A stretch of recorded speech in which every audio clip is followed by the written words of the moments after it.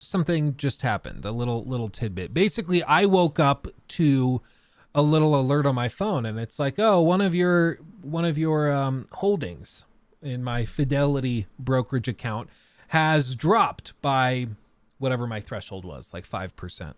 And so I pulled it up and I looked at it and I was like, oh, shoot. And what I saw was this. Yesterday, it was trading about $86 a share. And then overnight, it dropped down to 78.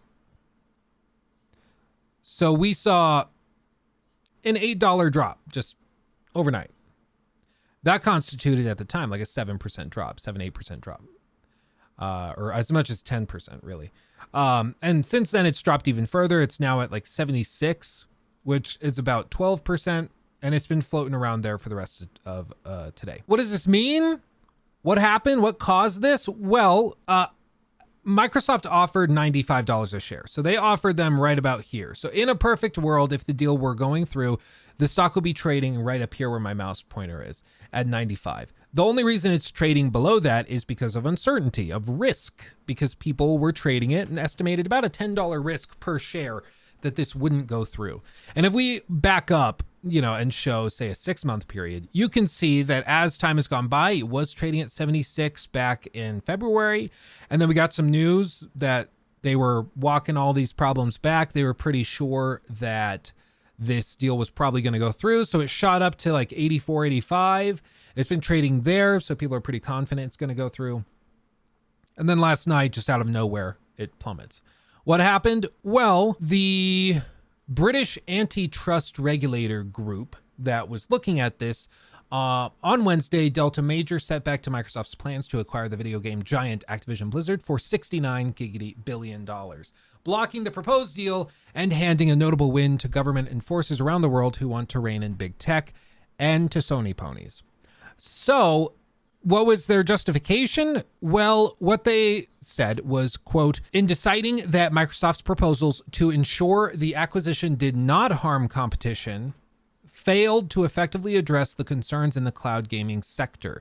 A nascent part of the gaming industry, the Competition and Markets Authority inflicted a possibly fatal blow to what would be the largest consumer tech acquisition since AOL bought Time Warner 2 decades ago. The surprising ruling was a clear victory for proponents of regulatory or regulating tech giants like Microsoft, Amazon, Apple, Google, Meta, and all of those. Their efforts, fueled by fears that the companies wield too much power over online commerce and communications, have been stymied in the United States by recent court losses and legislative failures. This is a very big win for the broader effort to realign antitrust enforcement, said William Kovacic, a former chairman of the Federal Trade Commission. Microsoft said it planned to appeal the ruling. Now, what the important bit here is that they failed, according to the regulators, to effectively address concerns in the cloud gaming sector. I'm going to have to pull it up on my phone because I don't want to log into, well, actually, maybe I could do it this way. What they said was Activision shares dropped 8% as the UK blocks the Microsoft acquisition due to antitrust concerns. Microsoft's vice chair and president, Brad Smith, said the company remains committed to the deal and will appeal to the Competition Appeal Tribunal in the UK to try and get it flipped over. The UK regulator's decision focused on Microsoft's position in the cloud gaming and potential for the merger to lessen competition in the future. This is what we're going to focus on here in just a second. I believe the deal may still go through, though. The odds, however, have been significantly hurt by the UK regulator's decision, making it 60 to 80% likely to be blocked. So it could still go through, but now it's really iffy. Really, really, really iffy. I believe it's best to reduce or sell Activision, reevaluate, or possibly re-enter at a lower price as the current risk profile is not favorable. Looking for a portfolio, blah, blah, blah. So what they went in, the CMA basically killed this deal because it fears Microsoft, its position in the cloud gaming space. They didn't like the remedies Microsoft proposed. Here are the problems with blocking the merger on these grounds, though. And this is the problem, what they're about to go through. Cloud gaming is currently tiny market as a percentage of the gaming market. Cloud gaming is only starting to grow and anything can happen. A potential substantial lessening of competition is a big future maybe. Basically, what they did is they came in and they said, hey, we're not going to let you buy ATVI because you have Microsoft Azure, which is a huge, like very, very important and very, very powerful cloud system. It's their version of AWS basically, but on steroids. Like it's badass. But what they said is because you're buying ATVI and you have this cloud sector dominance, it's a concern that you're going to buy this, and then in the future, if cloud gaming becomes the main, like the primary means of gaming, like people were saying years ago, where it's like everything's going to be on mobile back in like 2013. Now everybody's saying everything's going to be on cloud gaming. Maybe, but this is all maybes. They're blocking the deal based on a maybe, which previously hasn't, like, that's not how that works. You can't do that. That's just not how that works. So what they go on to say is, therefore, if Microsoft isn't allowed to buy ATVI, any future decisions should apply to other mergers as well, if you're being fair. If Apple's going to buy some company that's in a sector that one day could be awesome, like say even Meta buying Oculus back in the day, they could have blocked that because maybe VR and AR is going to be super huge in the future, and them owning Oculus will give them an unfair advantage over other companies. It's like, okay, but like that's not the case right now. You're saying all of this on a big maybe that maybe you're actually going to have dominance in the market for some reason that we don't currently have. It's just a really, really flimsy way of knocking it out. Microsoft's perceived competition or competitive advantage is heavily supported by the CMA by arguing Microsoft has its own cloud infrastructure in Azure. However, this seems to disregard that just because you're doing something in-house doesn't mean there's no cost to it. An interesting paragraph by the CMA in its decision said, quote, "We are concerned that making Activision's titles exclusive to Microsoft's cloud gaming service would harm competition, particularly since our view is that Microsoft already holds a strong position in this market by virtue of its unparalleled advantages through its ownership of Windows, its cloud infrastructure, and its existing catalog of first-party titles. There are a few 16 emerging rivals with their own respective strengths, such as Amazon, Sony, and Nvidia, but none seem as well positioned as Microsoft in this market. We consider that Google's recent decision to shut down its cloud gaming service Stadia shows that merely having some strengths relevant to cloud gaming is not enough to guarantee a platform's success." So again, the whole thing is based on, we're not going to approve this because we think bringing these games to the cloud service, the xCloud system, is unfair because Microsoft has a huge advantage in that sector already. Again, big maybe, because cloud gaming is a very niche thing right now. The author said, "It's my view that Microsoft can still get this over the finish line, but there's no doubt this hurts the odds really badly. The only reason the stock is down only 8.76%, now it's closer to 11 to 12%, is that there may be some truth to the idea that ATVI's downside isn't that bad if the deal were to break. Because basically it's now more likely the deal doesn't go through than that it is going to go through. But I'm not sure about the exact odds, but this seems like 60 to 80% likely to somehow get blocked, whether it's the US or in Europe or in the UK. My last argument in the article was basically, 1, the spread is wide, the downside may not be all that bad, and 3, it's a vertical merger. It's a simple argument, but that doesn't mean it can't hold up." In other words, the only reason this hasn't been, like, this didn't drop to 50, because if we go back to, I mean, you can see back in the day, they were trading up at like $100 a share, $90 a share, 97, 95. And then they dropped all the way down here when they got into some real trouble back in late 21. And they were trading down at like 57. And then the offer for the acquisition came in and the stock shot up.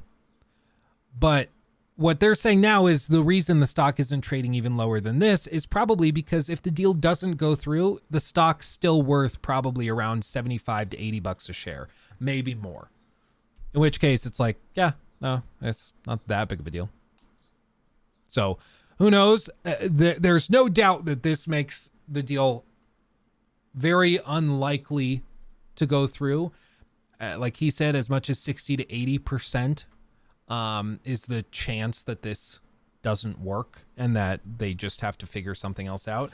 Do I think Microsoft walks away entirely? No, I think they probably go after King. Maybe they go after the mobile sector and try to just acquire them. But this is not something that will resolve like in the next month or two. It's probably something that is going to go on for another year or two, which is just, it is what it is. So as for investors wanting to put the money on the deal, the question is like, does it even make sense right now? And frankly, it's really up to each individual. If you think that the UK regulators are going to look at the appeal and are going to be like, this seems like shaky grounds to reject something, then put your money on the table. But more than likely, to me, it seems like this is less about the individual arguments being put forward by Microsoft and by the regulators, and it's much more about trying to rein in big tech, which, as I've said, I'm down for. I think there's many, many great arguments for why this shouldn't go through.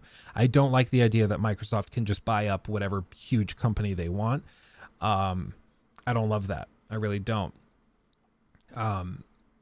Until yesterday, as did many other financial analysts and many investors, this deal seemed like a pretty sure thing. And then the UK comes out of nowhere with this, even though they said that this wasn't a major concern of theirs.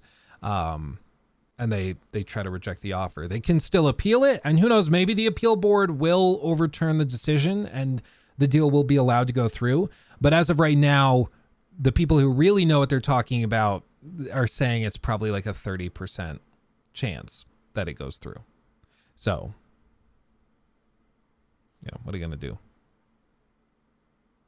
The UK is just being quirky, Luke.